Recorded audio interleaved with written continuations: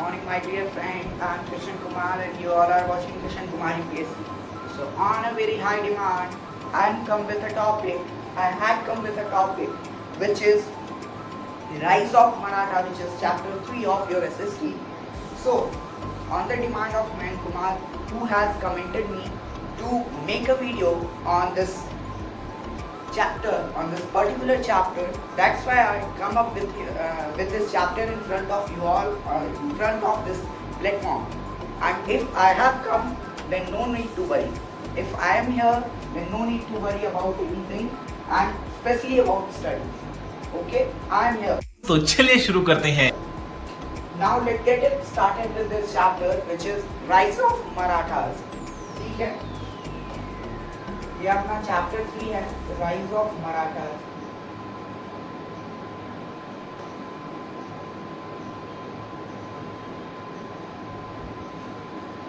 On a very high demand, I come up with this chapter because I was not making a video on this chapter because this chapter contains a very vast topic, very vast things. So I was thinking like that if I will complete this chapter, then I will come up with this. But when someone has demanded on me, it means what? It means they are relying on me. Okay, so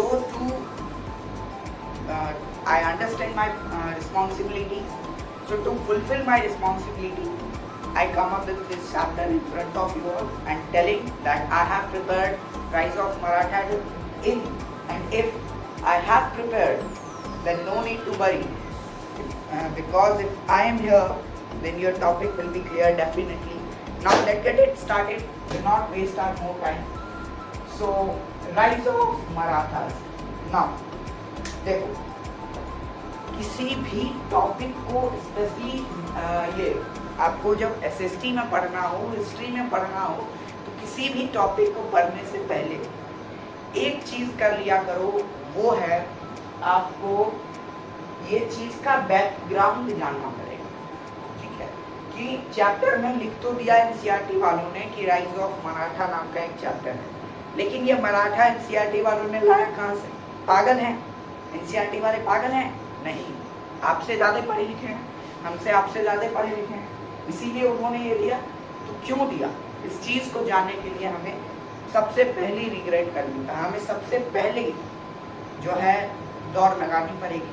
और आइए जानते हैं क्यों ऐसा हुआ, मराठा कैसे उत्पन्न हुआ। देखो, हम लोगों ने अभी तक देखा कि देखो, चलो पहले मैप ड्रॉ कर ही लेते हैं, और कोई मजाक नहीं बनाना वीडियो। मैं अभी फटाफट से एक मैप बनाने के चक्कर में जो है मैंने बहुत सारे एरियाज को स्किप कर दिया है, ठीक है, बट लेट इट गो। हमें पता है कि अभी का जो टाइम है, अभी जो चल रहा है, जिस चीज को हम लोग पढ़ रहे हैं, प्रीवियस चैप्टर तक हम लोगों ने पढ़ा था, नदर्न इंडिया में पूरा का पूरा कब्जा है मुगल्स का, और वो भी अभी औरंगजेब वाला टाइम चल रहा होगा। ठीक है, अभी 1707 से थोड़ा सा पहले का टाइम चल रहा होगा।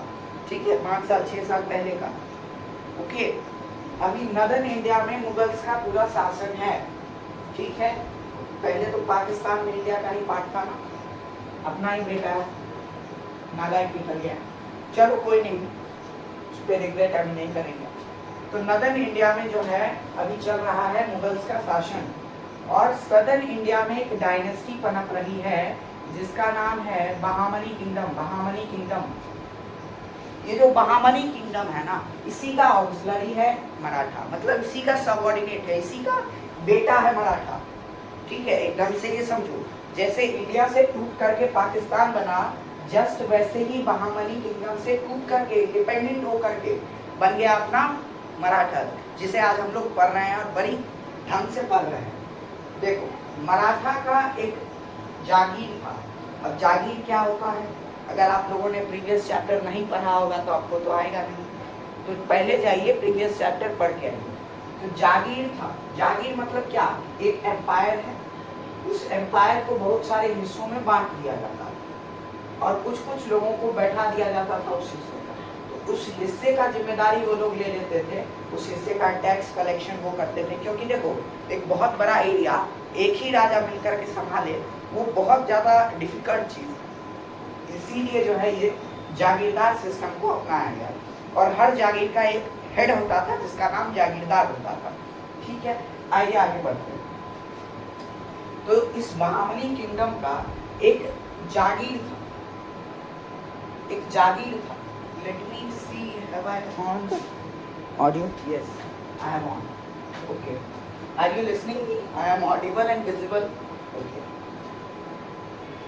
महामनी किंगडम देखो जो था, इसका एक जागीरदार था, एक जागीर था पुणे में। पुणे में कहाँ? पुणे में, पुणे में, पुणे में एक जागीर था और उस जागीर के हेड कौन थे? हेड कौन थे उस जागीर के? संभाजी। संभाजी, संभाजी जो थे उस पुणे के हेड थे, जागीरदार। ठीक है, बाद में क्या हुआ कि मुगल्स ने पुणे पे कब्जा कर लिया और औरंगजेब का शासन चल रहा था। औरंगजेब ने क्या कहा संभाजी को कि तुम्हारा देखो ये जागीर तो रहेगा पुणे का ही, तुम पुणे का ही जागीर हो, लेकिन तुम पुणे में नहीं रह सकते। सोचो, मेरा किंग, सोचो हम ही किंग हैं, ठीक, ये मेरा जगह है और हम ही को यहाँ से कहा जाए कि तुम यहाँ के राजा हो लेकिन तुम यहाँ नहीं रह सकते हो। फॉर एग्जाम्पल अभी देखो, अभी अगर मोदी जी को चप्पल से लात मार के भगा दिया जाए तो भाई क्या होगा? उन्हीं का राज है और कहा जाए कि तुम यहाँ नहीं रह सकते, लेकिन हाँ राज तुम्हारा ही चलेगा, काम तुम ही करो, यहाँ नहीं रहो। तो वैसा ही हुआ संभाजी के साथ, सॉरी संभाजी कह रहे हैं, शाहजी भोसले। किसके साथ? शाहजी भोसले। शाहजी भोसले, शाहजी भोसले के साथ ऐसा हुआ। किसने किया? औरंगजेब ने। औरंगजेब ने कहा, जब बाद में कब्जा हो गया महामनी किंगडम पे, और महामनी किंगडम 5 अलग अलग एम्पायर्स में टूट गया। ठीक है, उसका नाम गोलकोंडा था, बीजापुर था, बेदार था, ठीक है, और बहुत सारे थे, आगे हम लोग पढ़ने वाले। तो टूट गया और ये जो पुणे वाला इलाका था इस पे मुगल्स का शासन आ गया। ठीक है, मुगल्स ने क्या किया कि शाहजी भोसले को यहाँ से भगा दिया और कहाँ चले गए शाहजी भोसले रहने? कहाँ? बैंगलोर। कहाँ? बैंगलोर चले गए। लेकिन उनका जागीर कहाँ था? अभी भी पुणे में था। वो काम कहाँ कर रहे थे? पुणे में कर रहे थे, लेकिन कहाँ से कर रहे थे? कहाँ से कर रहे थे? पुणे, ये बैंगलोर से कर रहे थे। अब बताओ, शाहजी भोसले जो है बैंगलोर में रह रहे हैं, लेकिन उनकी फैमिली कहाँ रह रही है? पुणे में रह रही है। शाहजी भोसले की वाइफ का नाम था जीजाबाई। ठीक है, जीजाबाई। शाहजी भोसले के वाइफ का क्या नाम था? जीजाबाई। जीजाबाई, जीजाबाई। और इन दोनों के बेटे थे कौन? शिवाजी। शिवाजी। अभी कोई ये कमेंट नहीं करेगा कि आपने महाराज शिवाजी नहीं बोला, छत्रपति शिवाजी नहीं, मैं बोलूँगा, लेकिन आपको मैं इसीलिए अभी नहीं बोल रहा हूँ क्योंकि अब आप आगे जाकर के देखोगे कि 6 जून 1674 को क्या हुआ कि उनको टाइटल मिलता है छत्रपति का। उसके बाद से वो छत्रपति बने। अभी वो छत्रपति नहीं है, अभी वो शिवाजी हैं। शिवाजी भी नहीं, शिवा है बस। ठीक है, जब वो राजा बने तो शिवाजी हो गए, उसके बाद उनका बहुत बड़ा नाम हो गया श्री राजा छत्रपति शिवाजी, ऐसे करके उनका पूरा ये समस्या है रे, क्या बोलने का? तू इसके साथ मत घूम रे। नाम हो गया शिवाजी महाराज। तो इन दोनों के बेटे कौन थे? शिवाजी। अब शाहजी भोसले के पास पुणे का जागीर था, पुणे का पैसा भी था, मनी भी था। ऐसा नहीं है कि मनी नहीं था, बहुत सारा पैसा था। किसके पास? शाहजी भोसले के पास मनी था, पावर तो था ही। अगर जागीर थे, कहीं के जागीरदार थे, तो पावर तो था ही। लेकिन एक चीज की कमी थी जो कि है इंडिपेंडेंस। वो इंडिपेंडेंट नहीं थे, वो किसी के कब्जे में थे। तो मनी भी था, पावर भी था, लेकिन इंडिपेंडेंस नहीं था। मनी था, पावर था, इंडिपेंडेंस नहीं था।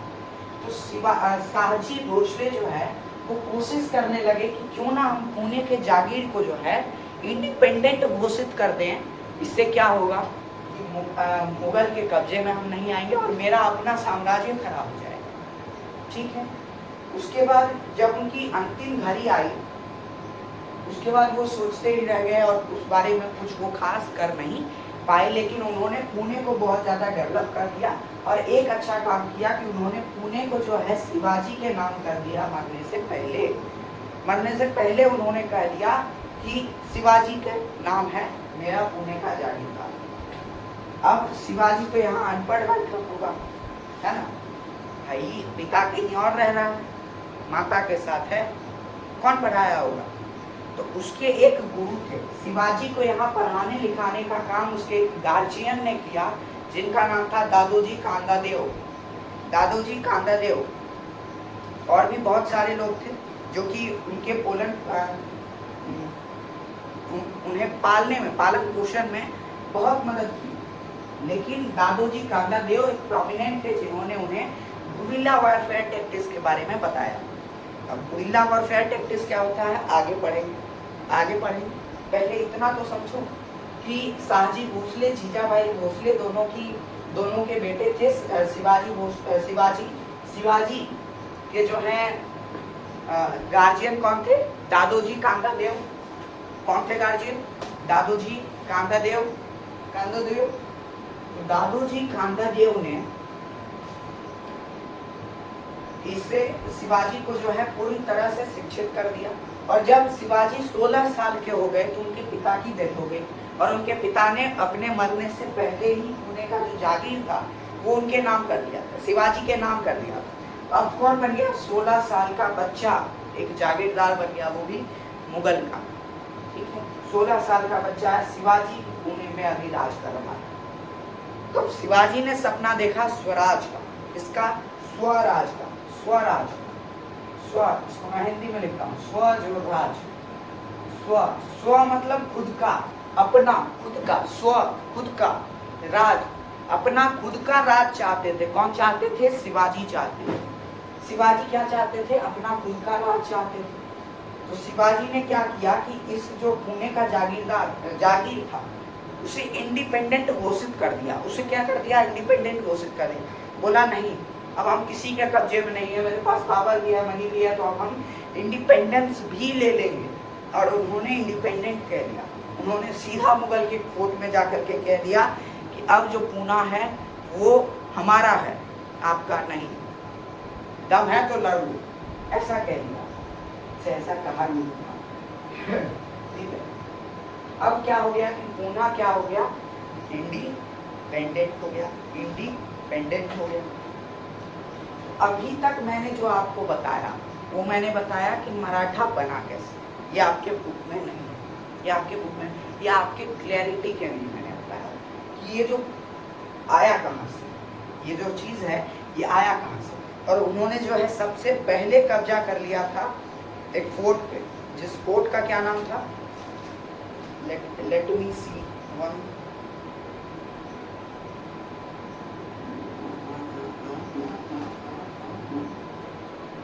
एक सेकेंड बाबू, एक सेकेंड।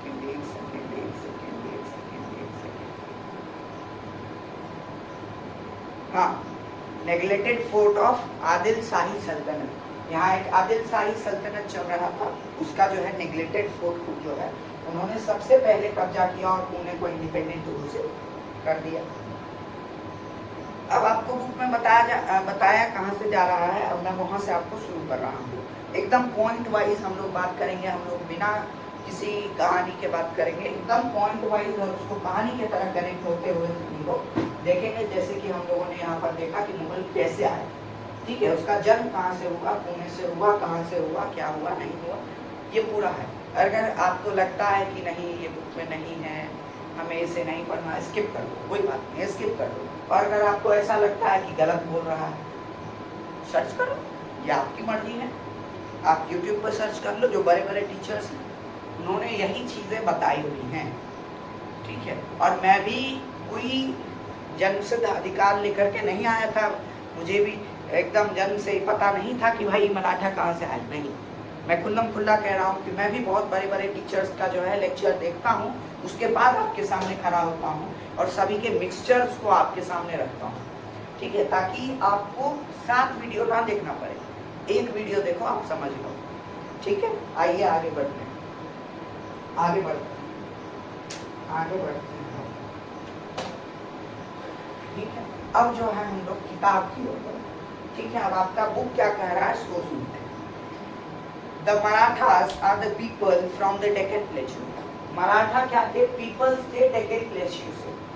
मैंने आपको बताया कि पुणे कहाँ है? डेक्कन में ही। मेनली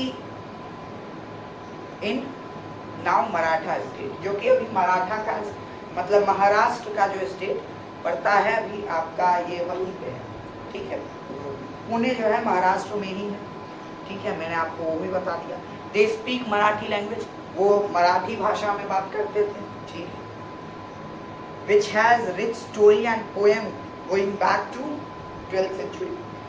और मराठी लैंग्वेज जो है वो बहुत डेवलप हो चुका था उस समय। क्यों डेवलप हो चुका था? क्योंकि आपको याद होगा ये 7th सेंचुरी के आसपास स्टार्ट होता है एक मूवमेंट इंडिया में, जिसका नाम होता है भक्ति मूवमेंट। और ये भी एक कारण था क्यों एंशिएंट इंडिया से मिडाइवल इंडिया में आ गए हैं, ठीक है। आने वाला हमारा एक लेक्चर है इस पे, आप बिल्कुल देखना, जरूर देखना। और हमारी किताब भी रिलीज हो रही है, जल्द ही रिलीज होगी, 2-4 महीने आप वेट करो, ठीक है। रुको जरा, सबर करो। इंडिया फ्रॉम बिगनिंग करके आएगा, आपको pothi.com पे देखने को मिलेगा, नहीं तो किसी और प्लेटफॉर्म पे आपको देखने को मिल जाएगा, जरूर मिलेगा, आप पढ़ लेना, ठीक है। आइए स्टार्ट करते हैं फिर से। इन 13th सेंचुरी, 13वीं शताब्दी में क्या हुआ? यादवा Kings ruled most of the Maharashtra with capital eight Daulatabad, ठीक है। ये जो एरिया था ना, बाद में जो है पुणे वगैरह का जागीर बना, मैंने आपको थोड़ी बात की कहानी बताई। उससे पहले जहां से मैंने कहानी शुरू किया, उससे पहले क्या था? उससे पहले जब 13वीं शताब्दी में वो जो मराठा वाला रीजन था ना, बहामनी किंगडम, वो यादवा डायनेस्टी रूल करता था, ठीक है, 13th सेंचुरी। तो महाराष्ट्र में, महाराष्ट्र का हिस्ट्री देख लो, महाराष्ट्र का हिस्ट्री देख लो। 13th सेंचुरी लिख लो कहीं, 13th सेंचुरी में यादवा किंग, 14th सेंचुरी में फिर खिलजी डायनेस्टी उस पे अटैक करके रूल करने लगा, खिलजी डायनेस्टी, ठीक है। Even with Mughal rule, the culture of Maharashtra did not change. और आपने सुना होगा कि जब मुगल आ जाते हैं ना, देखो महाराष्ट्रन लोग इतने स्वीट क्यों होते हैं और इतने रिग्रेट होते हैं, अपने धर्म को लेकर के एकदम रिजिड होते हैं, ठीक है। देखो क्या था, जब कहीं पे भी मुगल्स जो है कब्जा करके रहने लग जाते हैं ना, तो वहाँ की कल्चर को चेंज कर देते हैं, मुस्लिम डोमिनेटेड सोसाइटी बना देते हैं। लेकिन एक महाराष्ट्र का वही वाला एक ऐसा रीजन था जो कि कभी भी मुगल्स के कल्चर को अडॉप्ट नहीं किया, वो अपने ही कल्चर पे चलता रहा, वो अपना कल्चर कभी चेंज नहीं किया। कल्चरल फाउंडेशन थ्रू भक्ति movement from 7th to 17th century mainly saints choose भक्ति वे फॉर स्पिरिचुअल ग्रोथ। अब देखो 7th सेंचुरी में क्या होने लगा ना, बहुत सारे चीजें होने लगी, बहुत सारे डिस्ट्रप्शंस होने लगे, जिस कारण से कुछ सेंट्स जो है वो आगे बढ़कर आए और उन्होंने कहा कि चलो हम भक्ति मूवमेंट को स्टार्ट करते हैं और जनता को बताते हैं कि भगवान नाम के कोई चीज़ नहीं होते हैं, भगवान नाम की चीज़ होती है, लेकिन वो किस लिए होती है, उसका सही अर्थ क्या है, वो बच्चों को हम बता देते हैं, ताकि जो अंधविश्वास अंधश्रद्धा कर रहे हैं उस पर उन्हें बिलीव हो जाए, फेथ हो जाए, ठीक है। रिचुअल्स को उन्होंने कहा कि भैया रिचुअल नाम का कोई चीज नहीं होता है, ठीक है, धर्म होता है, आप अपने धर्म पे अडिग रहो। रिचुअल क्या है? बारबारियत में क्यों करवाना है हमें? हम भगवान की सेवा करेंगे ना, हमारे लिए एक गॉड है हमारा, और वो गॉड जो है हमें हमेशा देखते रहता है, इसीलिए हमें किसी बुरे काम को नहीं करना चाहिए। आप उस चीज को देखो ना, आप रिचुअल्स देख रहे हो, ठीक है। तो ये सारी चीज़ों को करवाने के लिए भक्ति मूवमेंट कब स्टार्ट हुआ? 7th सेंचुरी में। These saints came from all kind of people in society, ठीक है। और ये सेंट्स जो हैं वो बहुत जगह पे आए, बहुत जगह से बिलोंग करते थे, जिस कारण से उनकी कल्चर अलग अलग थी, वो बातें अलग अलग करते थे, ठीक है। कोई अद्वैत कहता था तो कोई विशिष्ट अद्वैत कह देता था, कोई मोनोथिज्म कहता था, कोई विशिष्ट मोनोथिज्म कह देता था। तो ऐसी चीज़ें वहाँ पे चल रही थी। They made songs and poem in simple language that everyone could understand, so the messages spread widely, ठीक है। अब खलजी के बाद 17th सेंचुरी में मराठा डायनेस्टी, और मराठा डायनेस्टी के फाउंडर किसे माना जाता है? शाहजी भोसले को ही माना जाता है। शाहजी भोसले को ही माना जाता है क्या? मराठा डायनेस्टी के फाउंडर, ठीक है। और 17th सेंचुरी में पुणे का जो जागीर था वो इंडिपेंडेंट हो गया, और कुछ नेग्लेक्टेड फोर्ट जो कि आदिल शाही सल्तनत के थे उन्हें जो है कब्जा कर लिया गया था, ठीक है। Foundation of Marathas. अब मराठा कैसे आए? शिवाजी वॉज बॉर्न इन 1630, 1630 में शिवाजी का जन्म होता है। To Shahaji and Jijabai in Bhosale family.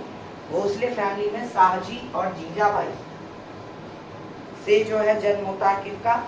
Shivaji का। Shahaji worked for Deccan sultanate and stayed away mostly. Shahaji जो है वो डेक्कन सल्तनत के लिए काम करते थे, और इसी कारण से वो जो है हमेशा बाहर रहते थे, बेंगलोर में रहते थे, जैसे कि मैंने आपको बताया, लेकिन वो आपके बुक में नहीं है तो आपको नहीं जानना है। Shivaji grow up in Pune area under Jijabai के केयर, ठीक है। वो जीजा अपनी माँ के केयर में जो है पुणे में ही पले बड़े। He got good teachings and value from trusted people. उन्होंने अच्छे टीचिंग्स लिए अच्छे लोगों से, अच्छे बड़े साइंस से। क्यों? क्योंकि उनके पापा भाई वहाँ के जागीरदार थे, तो बड़े जो साइंस थे उनको बुलाया गया कि बताओ भाई शिवाजी का रिस्पॉन्सिबिलिटी कौन लेगा। तो दादू जी कांदादेव जो थे उनमें से सबसे बड़े थे। उन्होंने बोला हम लेंगे, हम इसके गार्जियन बनेंगे और हम इसे धनुधर बनाएंगे, हम इसे जो है किसी का राजा बना देंगे। और ऐसा ही the Pune place suffered a lots of fight between Deccan ruler, causing trouble for common folks. और जब ये ताजी भोसले जो है इंडिपेंडेंट करने की बात करने लगे, तो जो है बहामनी किंगडम के जो लोग थे उसी को यहाँ डेक्कन कहा गया, ठीक है, क्योंकि वो डेक्कन में ही राज किए। तो बहामनी किंगडम के जो लोग थे उस समय तक तो टूट चुके थे, उस समय सिर्फ बहामनी नहीं थे, उस समय हो गए थे अहमदनगर, बेदार, बीजापुर, ठीक है, गोलकोंडा, 5 टोटल किंगडम में जो है वो टूट चुके थे। तो उन सभी से जो है अटैक का सामना करना पड़ा पुणे को, ठीक है, ऐसा आपका बुक कह रहा है। Causing trouble for many peoples, जो कि अब भाई हिंदुस्तान में मान लो चारों तरफ से अटैक होने लगेगा तो हम लोग क्या करेंगे? डांस करेंगे? नहीं, हमें परेशानी होगी, हमें दिक्कत होगी। वैसे ही पुणे के भी लोगों को दिक्कत होने लगी, और वो दिक्कत जो है शाहजी के बेटे शिवाजी से देखी नहीं गई, और उन्होंने बहुत पावरफुल आर्मी जो है बनाई और पुणे को इंडिपेंडेंट घोषित कर दिया। एट जस्ट 16, मैंने बताया था, at just 16 Shivaji started army action. He first took the control of Pune area strongly and grabbed forts that were ignored or empty in the made their defense better. इसीलिए तो कहा जाता है कि मराठा एम्पायर का जो जननी है, मराठा एम्पायर की माँ फोर्ट्स है, ठीक है, किला से ही उन्होंने शुरुआत किया था। सबसे पहले जो है नेग्लेक्टेड और जो खाली फोर्ट्स थे उस पर ही कब्जा किया गया था, ठीक है, और वही जन्म दिया मराठा एम्पायर को, ठीक है।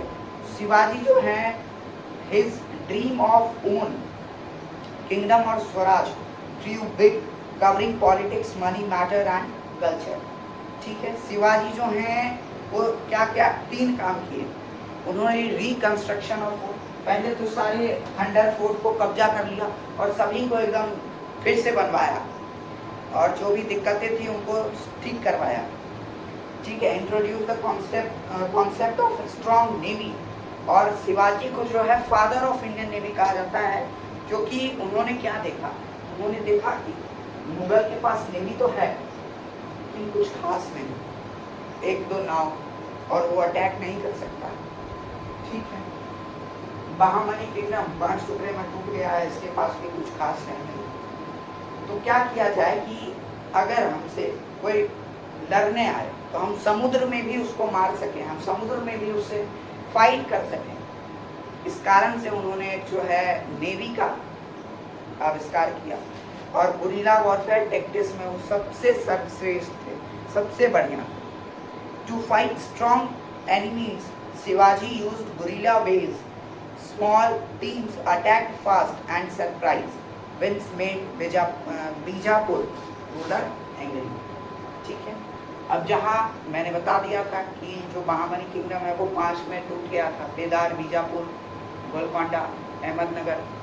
ठीक है, और एक कोई था से यार टूट गए, छोड़। ठीक है, तो बीजापुर जो है एंग्री हो गया। क्यों एंग्री हो गया? क्योंकि इन्होंने क्या किया कि गुरिल्ला वॉरफेयर टैक्टिक्स का यूज करते हुए बहुत सारे फोर्ट्स पे जो है कब्जा कर लिया और बीजापुर के भी कुछ एरिया को कब्जा कर लिया, इसीलिए उसके रूलर जो है बहुत गुस्सा हो गया। गुरिल्ला वॉरफेयर क्या होता है? देखो, गुरिल्ला वॉरफेयर ऐसा नहीं होता है कि मैं यहाँ खड़ा हूँ, यहाँ मेरा एनिमी खड़ा है, उसको मार दूँ, नहीं। गुरिल्ला वॉरफेयर क्या होता है, जैसे गुरिल्ला अटैक करता है वैसे ही गुरिल्ला कैसे अटैक करता है, छज्जी पे बैठा रहेगा, तुम नीचे से जाएगा, तुम पे कूद जाएगा और तुमको मार देगा। वैसे ही जस्ट काम होता था किनका? शिवाजी का। छुप के रहते थे वो, और जैसे ही एनिमी आता था, जैसे ही दुश्मन आता था, सब पे कूद जाते थे और हमला करके सबको मार देते थे। ये बहुत आसान हो गया हम लोगों के लिए। ठीक है, इसीलिए वो जो है हमेशा फाइट कहाँ करना पसंद करते थे? हिली एरियाज में। ठीक है, जहाँ जंगल वाला एरिया, ताकि छुपने में आसानी हो। ठीक है, उन्होंने ऐसे कर करके बीजापुर के बहुत सारे फोर्ट्स पे जो है कब्जा जमा लिया, तो बीजापुर के रूलर नाराज हो गए। तो बैटल विद अफजल खान। अब क्या हुआ? बीजापुर के जो रूलर थे वो गुस्सा हो गए, तो उन्होंने गला सूख गया यार, let me take a bottle, a sip of water.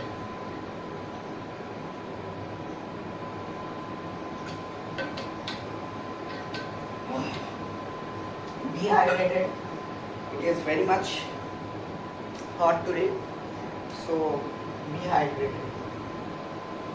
Because water is only the friend in summer.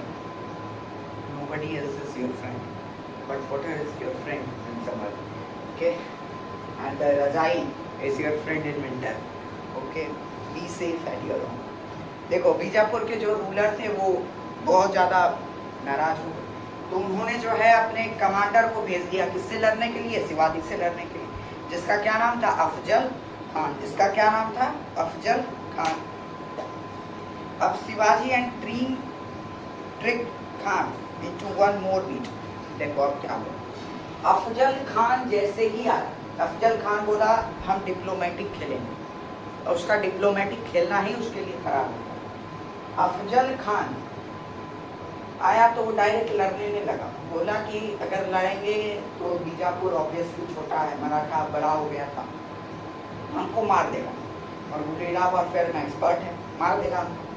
तो क्या किया अफजल खान? अफजल खान बोला कि हम थोड़ा स्मार्टली खेलेंगे। शिवाजी बोले आप लूडो खेलो, चेस खेलो, कैरम खेलो, जो खेलोगे उसी को हराएंगे। तो शिवाजी को क्या किया कि इनवाइट किया, बोला आप प्रतापगढ़ के फोर्ट पे जो है आइए, हम आपसे 1-to-1 मीटिंग करेंगे, समझौता कर लेंगे, ट्रिब्यूटी साइन हो जाएगा, कोई दिक्कत नहीं, हम ना आपको मारेंगे ना आप हमको मारिएगा। शिवाजी समझ गए कि लगता है हमको बुलाएगा और बुला करके हमको वही मार देगा प्रतापगढ़ के फोर्ट पे। शिवाजी तो थे चला।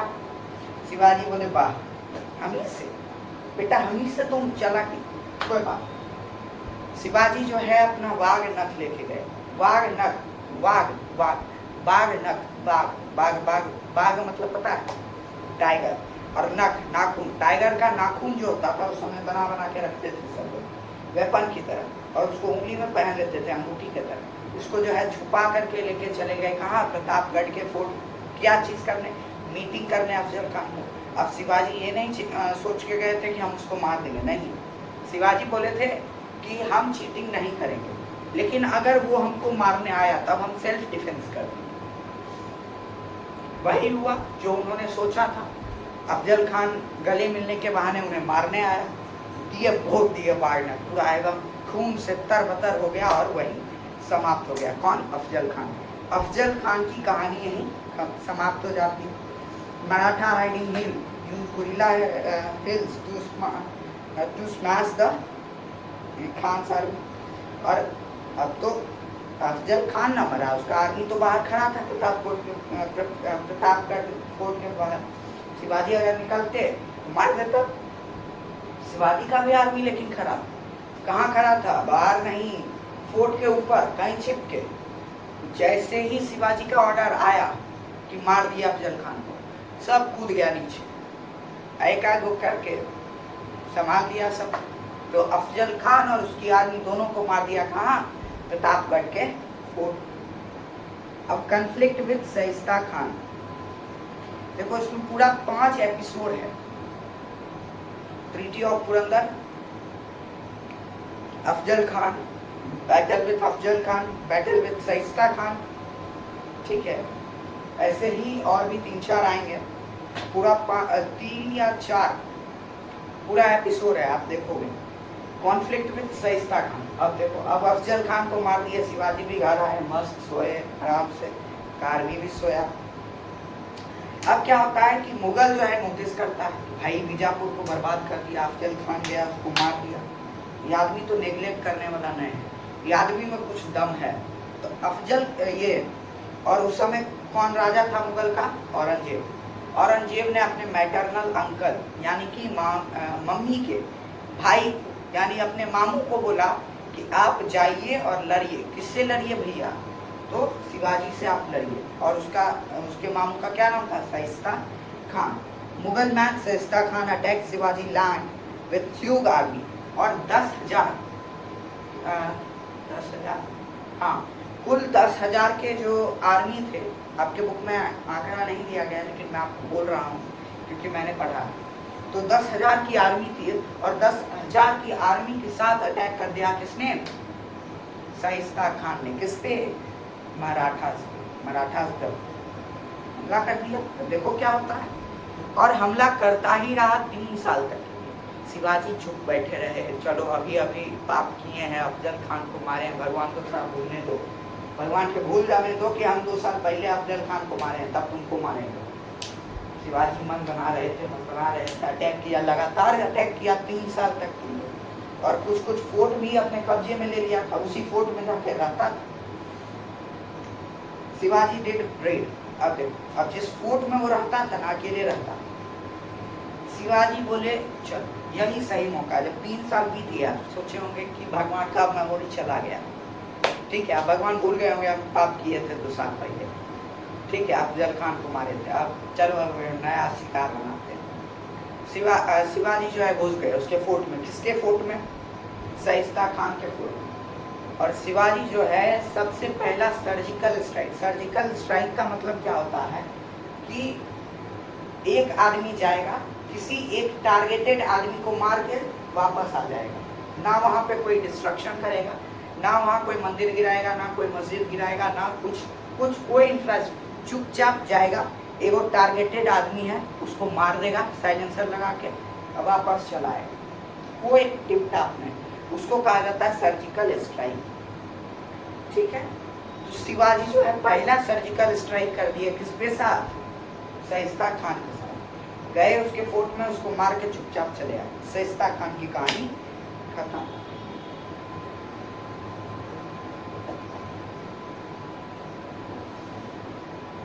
ठीक है, पहला जो है सर्जिकल स्ट्राइक यही कहा जाता है, ठीक है। अब sacking of Surat. To hit back, Shivaji attack Surat, rich Mughal port. अब देखो अब जो है सूरत, सूरत उस समय मुगल का जो है सबसे रिचेस्ट पोर्ट हुआ करता था, सबसे अमीर जो है ट्रेडिंग सेंटर सूरत था। सूरत में बहुत सारे बाहरी कंपनी के जो थे वेयर हाउस थे, ठीक है। तो शिवाजी जो है गए और शाइस्ता खान का बदला निकालने के लिए 2 बार सूरत पे अटैक किए और 1 करोड़ रुपया जमा कर लिए। और वो रुपया कहाँ लगाए? तो आर्मी में और नेवी में, और उनकी आर्मी और स्ट्रेंथ हो गई, उनकी आर्मी और मजबूत हो गई। These events got famous even in London Jettl paper, और लंदन जेटल नामक एक पेपर में जो है इनका ये जो किस्सा था ये बाहर आया, ठीक है। अब हम लोग जो है ये लेक्चर 1 हो गया, हम लोग जो है इस चैप्टर को कुल 4 लेक्चर्स में कंप्लीट करेंगे। मैं कुमार को धन्यवाद कि आपने जो है ये मुझे अपॉर्चुनिटी दिया कि मैं आपको कुछ चीज़ बता सकूं। मैंने 4 टोटल ये रखे हैं, 4 लेक्चर्स रखे हैं। आपको इसी तरह बहुत अच्छे ढंग से कहानी के रूप में मैं आपको समझाया करूँगा, ठीक है। आपको ही नहीं, आपके पूरे हमारे पूरे फैमिली, हमारे पूरे यूट्यूब फैमिली को, जितनी ही है, बहुत छोटी फैमिली है लेकिन बहुत अच्छी फैमिली है, ठीक है। हमारे वीडियोस को रेगुलर देखें। ये लेक्चर 1 था। हम इस चैप्टर को 4 लेक्चर्स में इतने ही अच्छे से चमका देंगे कि आप कहोगे यार दिमाग में तो पूछा लगी, कहाँ ही चैप्टर घुस गया, हमको समझे में आ रहा। एकदम आपसे कोई क्वेश्चन पूछेगा, फट जवाब दीजिएगा, ठीक है। चलिए मिलते रुको जरा, सबर करो। हैं। Have a nice day.